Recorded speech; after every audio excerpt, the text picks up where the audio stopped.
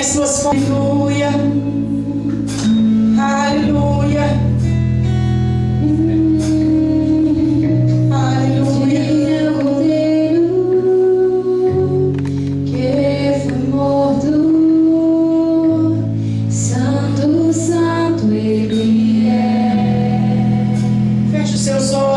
Senhor, com mais esse cântico. Um novo cântico. Sinta a presença do Pai. Que se assenta.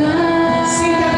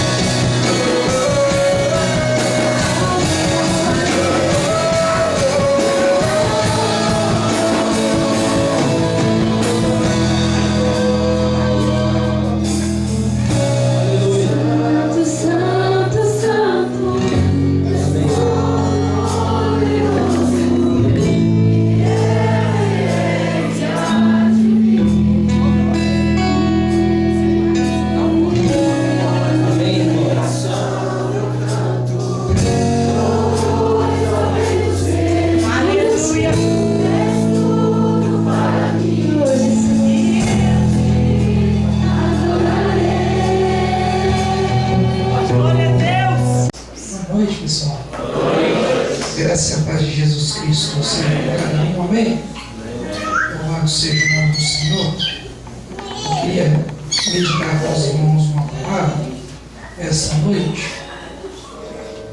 Se você trouxe a sua Bíblia, eu queria que você acompanhasse comigo.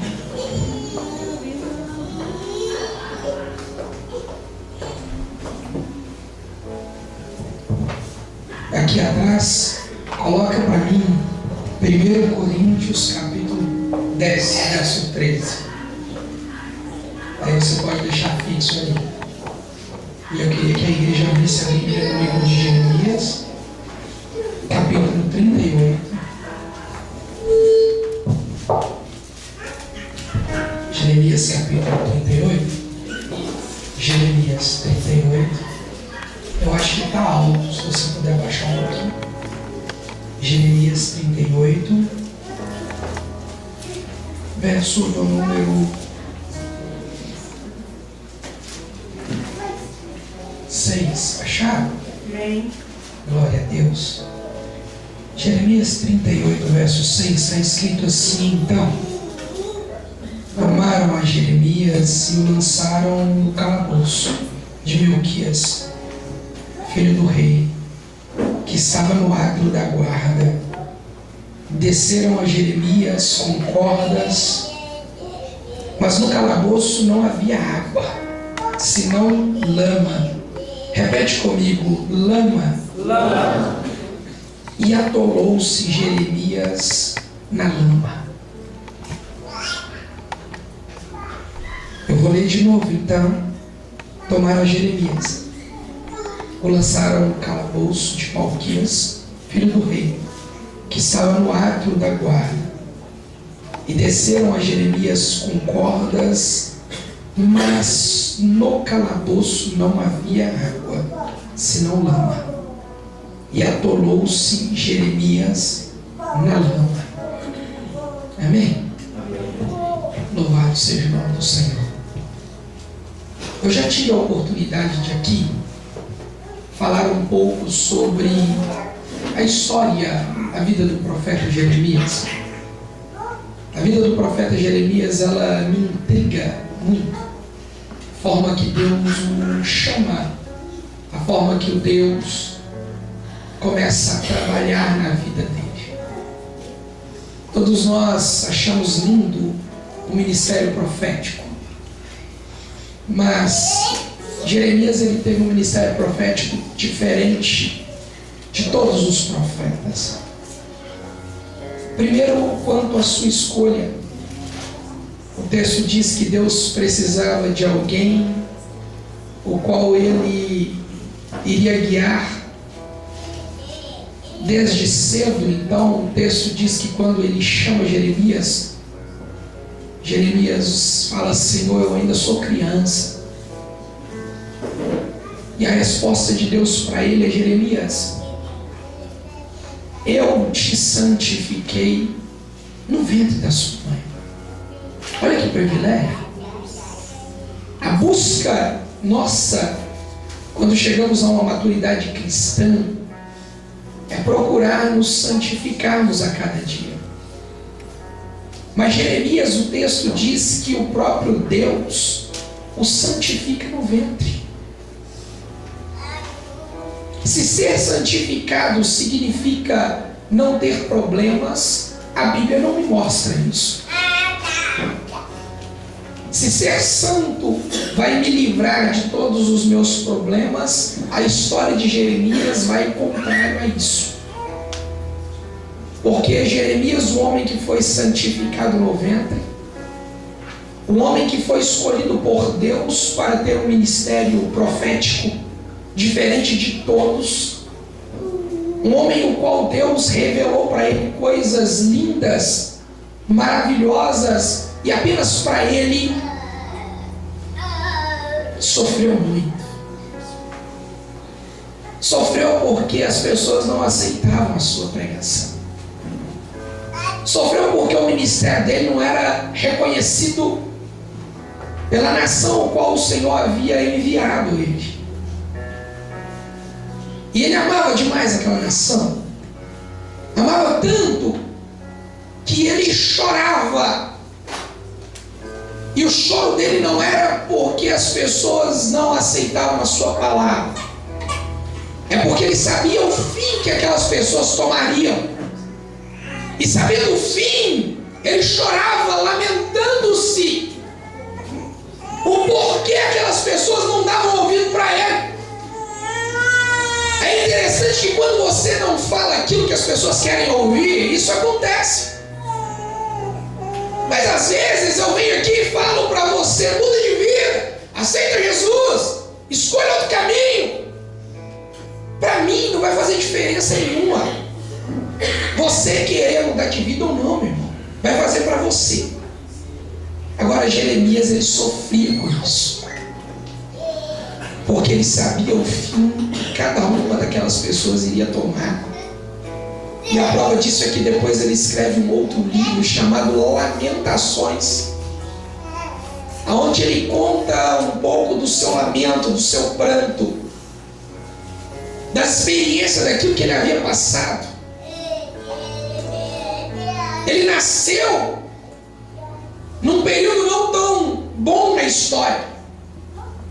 Falar da história de Jeremias aqui no Brasil é tranquilo, porque não sabemos o que é viver em guerra. Jeremias, ele viveu num local onde a instabilidade trazia guerra por tudo. Faltava comida, guerra, porque nós temos que invadir outras terras para buscar comida. Faltava água, guerra, porque nós temos que conquistar aquele poço que está do outro lado. E era guerra de espada.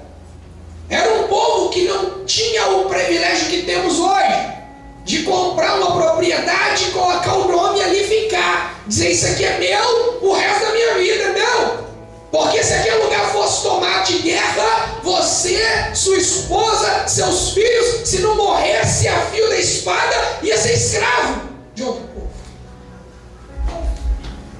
Era a realidade que ele nasceu, que ele viveu. Quantas vezes ele era levantado para virar para um rei, para falar e dar direção de Deus para aquele rei, para aquele povo, para aquela nação. Vivia em tensão, em guerra, guerra externa e guerra interna. Ele vivia uma guerra interna tão grande que o Senhor o fez certa feita descer à casa do oleiro, para mostrar um pouco da forma de trabalhar dele. Porque às vezes a gente fantasia métodos de Deus agir na nossa vida, de Deus executar o projeto dele na nossa vida. Fantasiamos métodos para a realização dos nossos sonhos. E Deus, ele vem e fala aqui: peraí, você é meu. Quem é que é de Deus? Deixa eu ver, levanta a mão. Só quem é de Deus. Ele falou: você é meu. Então o vaso que é meu, eu coloco ele aonde eu quero. O vaso que é dele não tem o poder de escolha, de falar: eu quero ficar lá naquele cantinho que é mais bonito. Ele diz: você é meu. E ele levou Jeremias à casa do oleiro, e ele disse: Jeremias, olha o oleiro fazer um vaso. E quando o vaso estava quase pronto, bonito, você já viu um oleiro fazer um vaso? Às vezes em filmes aparece, né? Aquele negócio mágico, ele vai passando a mão assim na argila e vai virando um vaso lindo. Jeremias, olhando aquilo, quando termina, o texto diz que aquele vaso parte, se quebra. O oleiro, então,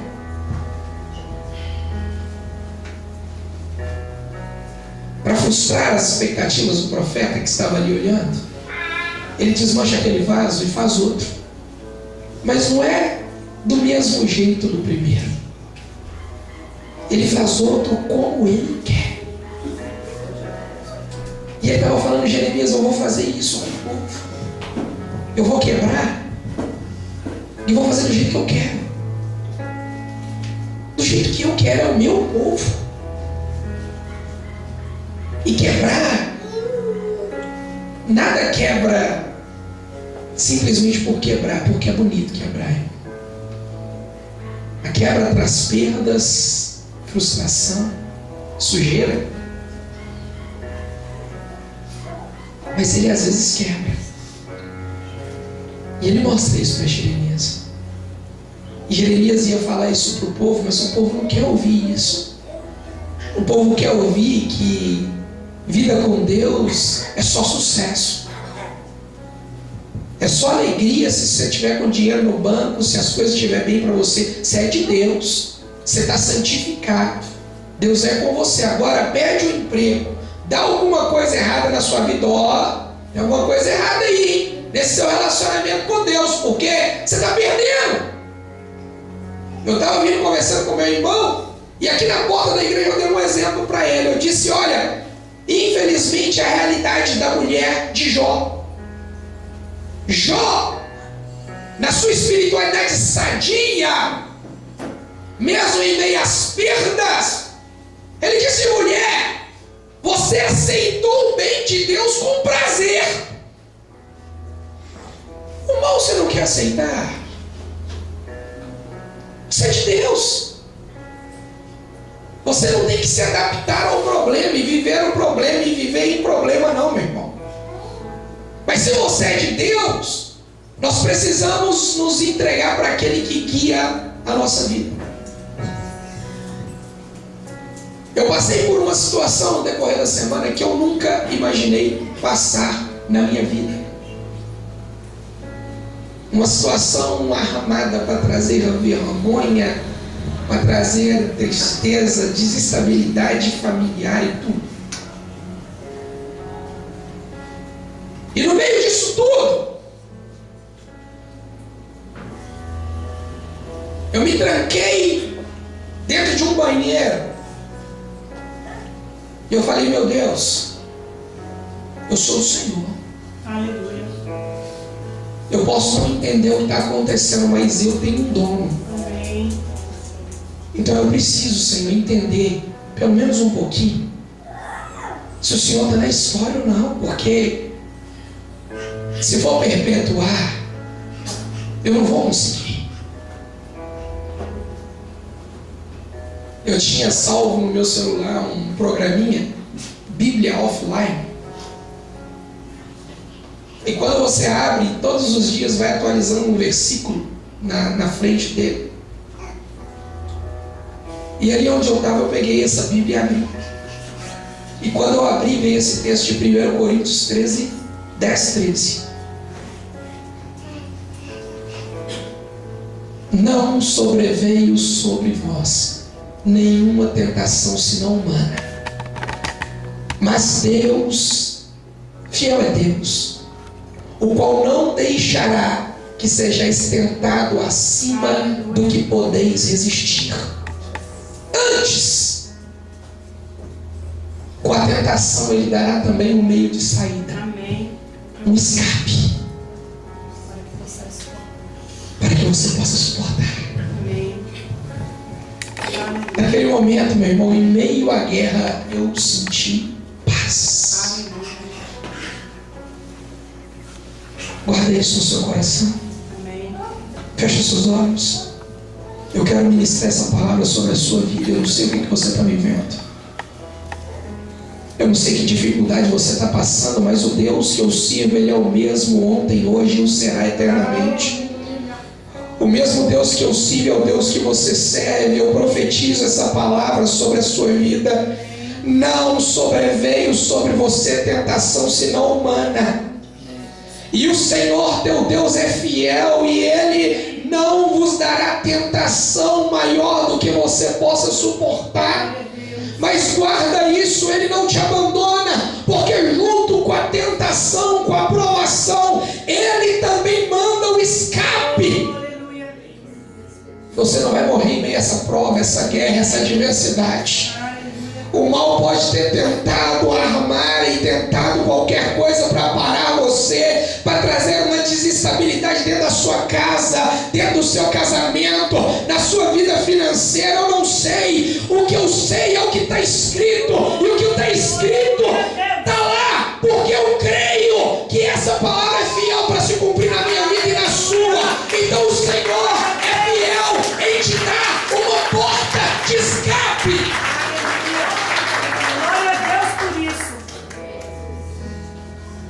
Esse profeta,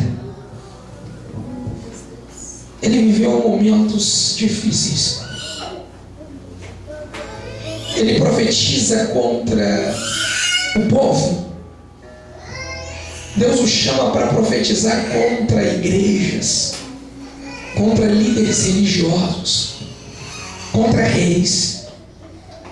Eu digo que foi difícil, meu irmão, porque eram autoridades que estavam ali fazendo o que não agradava a Deus, o que Deus havia dito para não fazer, estavam fazendo e levando o povo à ruína, ao fracasso.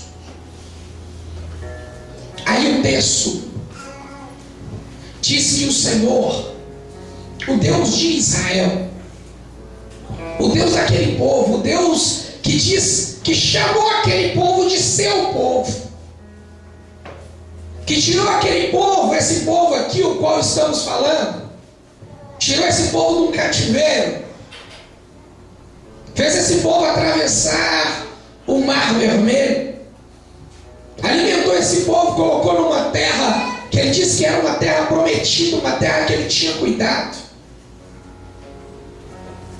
Mas o povo tinha uma dificuldade tremenda de servir a Deus. Porque se o povo era abençoado, toda vez que eles estavam muito abençoados, eles diziam: eu não preciso servir a Deus, eu tenho tudo. A minha casa está indo de vento em popa. A minha plantação está o sucesso.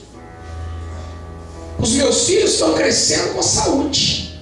Não preciso de Deus. Quando Deus mandava peste, fome, deixava que o inimigo viesse sobre eles, eles falavam: eu não adoro esse Deus não, esse Deus não está com nada, né? Só fica mandando problema pra gente. Não vou servir esse Deus não. Mas Deus não desistiu daquele povo. Mandava seus profetas para lançarem palavras, para profetizarem vida sobre aquele povo morto, para dizer para aquele povo parar com a idolatria, porque quando as coisas estavam dando certo, eles diziam que eram os outros deuses que tinham dado. Povo ingrato. O texto, ele diz que esse Deus chama Jeremias e fala com ele assim no verso 1 do capítulo 38.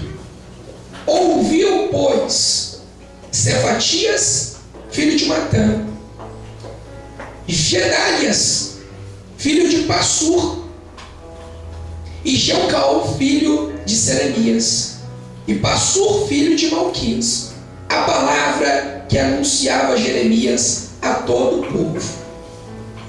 Passur era o pastor da igreja. Ele era o sacerdote da igreja de Benjamim. Esses outros homens eram homens que trabalhavam para o rei. E a palavra que Jeremias estava lançando sobre o povo era essa: olha, o rei da Babilônia está vindo contra Israel. E o Senhor tem dito que é inevitável brigar. O rei da Babilônia vai vir, vai destruir tudo, vai tomar quem eles queiram por escravo. Quem eles não quiserem, eles vão matar a fio de espada. Então o Senhor dá um conselho, porque junto com a aprovação vem a porta de escape. Então o Senhor dá um conselho: vai e se entrega. Antes dele vir contra vocês, vai lá e se entrega, porque não tem jeito. Vai lá e se entrega, fala: ó, tá aqui, vou te adorar, vou te servir agora, porque a palavra do Senhor mandou eu me entregar.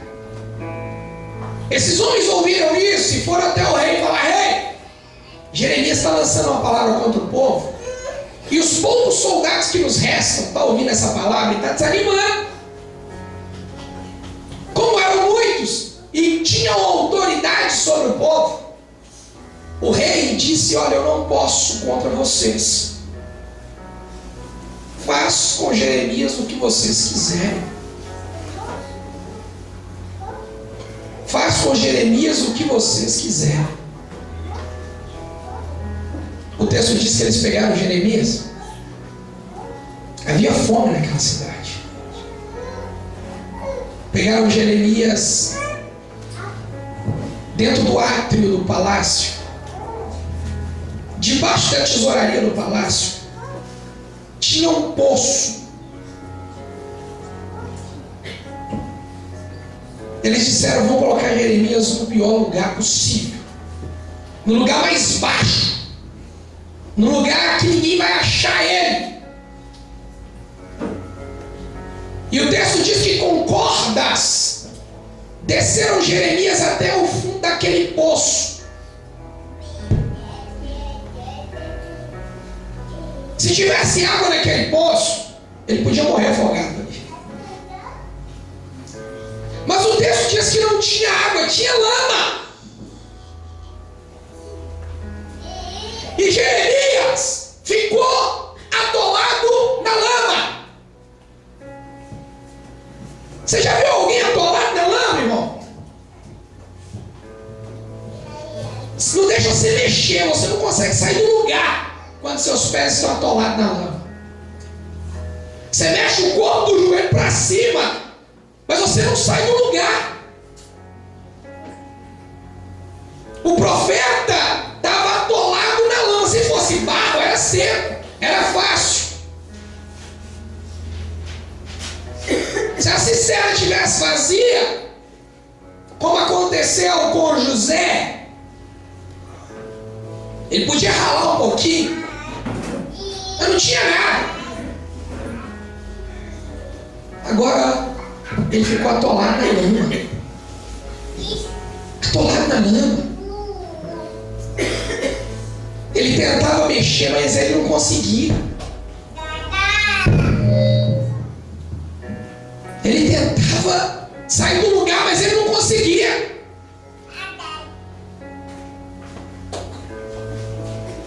E sabe o que me assusta?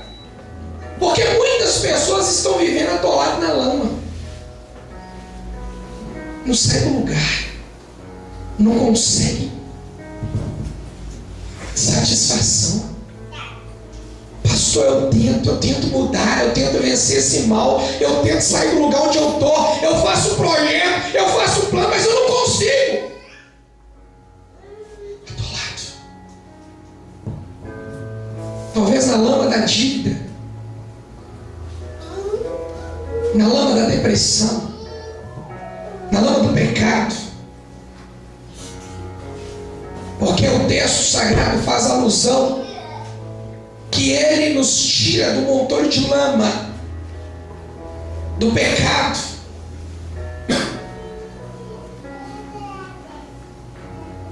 O texto diz que ele estava atolado na lama. E eu parei para pensar nesse texto, irmãos, porque ele era um profeta, pastor. Ele estava com a vida no altar. Deus estava falando com ele, ele estava fazendo o que Deus queria. Mesmo assim, ele se viu atolado. Mesmo assim, ele se viu atolado na lama.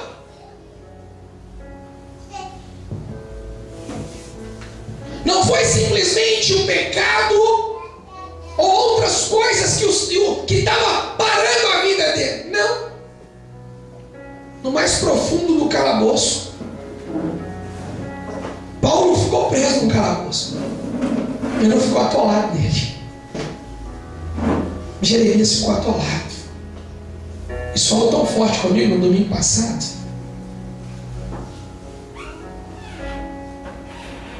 Aí sabe o que aconteceu? O texto diz no verso 7: ouvindo Ebed-Meleque, o etíope, um eunuco que então estava na casa do rei, que tinham metido Jeremias no calabouço. Estava, porém, o rei assentado à porta de Benjamim. Logo, Ebed-Meleque saiu da casa do rei e falou ao rei, dizendo: ó rei, senhor meu, mal fizeram estes homens em tudo quanto fizera Jeremias, o profeta, lançando-o no calabouço. De certo morreria de fome no lugar onde se acha, pois não há mais pão na cidade. Então deu ordens o rei a Ebed-Meleque, o etíope, dizendo: toma contigo daqui 30 homens e tira Jeremias, o profeta, do calabouço antes que ele morra. Feche os seus olhos. Eu não sei o quão atolado na lama você está. Na lama desse egoísmo, na lama financeira, familiar. Mas essa noite eu me propus vir aqui como o Ebed-Meleque, com o propósito de tirar você dessa lama. E o Senhor vai enviar anjos neste lugar, que se for preciso entrar lá dentro da sua casa agora, enquanto a gente está aqui, Ele vai entrar, meu irmão. Se for preciso agora ir atrás daquela pessoa que se perdeu, que virou a causa de você ficar parado aí onde você está e não conseguir mais se alegrar, não conseguir mais sair do lugar, não ter sonhos e projetos, em nome de Jesus Cristo, eu tenho ordem do rei hoje de tirar você dessa lama. E eu não vou prolongar. Você que tem a consciência que está na lama, meu irmão, independente de como você chegou nela, eu quero orar por você. Eu queria que você viesse aqui. Eu quero tirar você da lama. Eu quero orar por você hoje. O texto aqui que ele disse o seguinte: que esse Ebed-Meleque, ele pegou algumas cordas, uns trapos de roupa, jogou no poço, falou: Jeremias, amarra esses trapos de roupa, amarra você nessa corda, nós vamos tirar você dessa corda. Tem abismo tão profundo que a gente entra que uma pessoa só não consegue nos tirar dele, irmãos. Para colocar bastou poucos, mas para tirar tinha que ter 30. Eu não sei quantos que você precisa hoje para tirar você dessa lama, mas o Senhor sabe, Ele vai providenciar a porta de escape para você hoje. Se é o seu caso, eu queria orar por você. Vem aqui na frente, eu estou te esperando.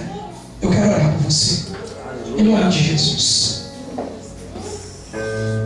Em nome de Jesus. Se você puder dobrar o seu joelho, faça isso. Eu quero orar por você. Eu quero orar por você. Eu quero profetizar a bênção do Senhor sobre a sua vida. Só Jeremias sabia do escape que ele precisava, meu irmão. Ele estava num lugar que ninguém sabia. Ele chegou no fundo do poço, e aonde ele chegou não tinha possibilidade de recurso, não tinha. Mas o texto diz que alguém ouviu. Alguém ouviu o lugar que ele estava. Às vezes a pessoa não chegou nem a ver ele lá, mas ouviu o lugar que ele estava e disse: olha, eu não vou aceitar ver ele onde ele está. Eu não aceito ver a sua vida desse jeito. Você projetando e as coisas não dando certo, andando para trás, sofrendo. Irmãos, em nome de Jesus Cristo, Deus, Ele pode tirar você dessa lama. E o texto diz que eles tiraram ele da lama e levaram ele para o átrio do palácio. Seu lugar é dentro do calabouço, atolado na lama, não. Você é filho de Deus. Você é alguém que Ele escolheu e entregou o Filho dele na cruz do Calvário por você. Então, em nome de Jesus Cristo, você pode.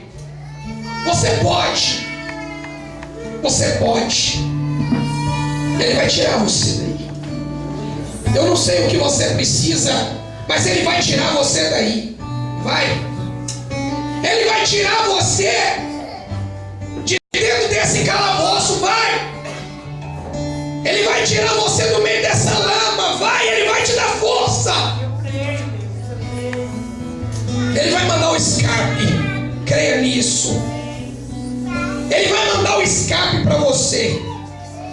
Às vezes você estava orando lá na sua casa e você tem dito: olha, mas ninguém está me ouvindo, pastor. Ninguém ouviu o clamor que eu fiz porque eu estava dentro do meu quarto. O Senhor ouviu. E é por isso que Ele me mandou hoje com essa palavra para você, dizendo: Ele vai tirar você do meio dessa lama. Eu creio.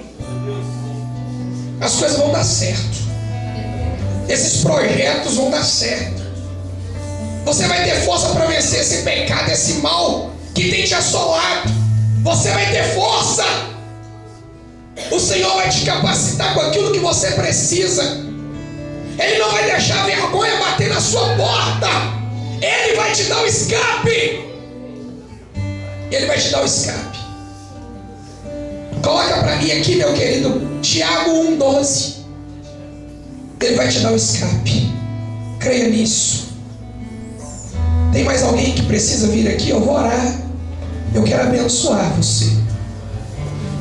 Em nome de Jesus. Tiago 1,12.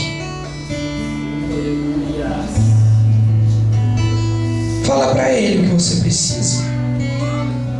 Fala para Ele. Fala: Senhor, me tira daqui. Eu não quero saber se foi por injustiça, se foi por escolha humana, se foi o mal, se foi escolha sua. O que eu sei é que Ele tira você desse lamaçal hoje. Eu creio, tem poder, Pai. Tiago, ele escreve dizendo: bem-aventurado o homem que suporta a aprovação, porque depois de aprovado ele receberá a coroa da vida que o Senhor prometeu aos que ama. Deus me ama. Deus me ama. Deus me ama. Ele não te abandonou não, meu irmão. Ele te ama. E foi o amor dele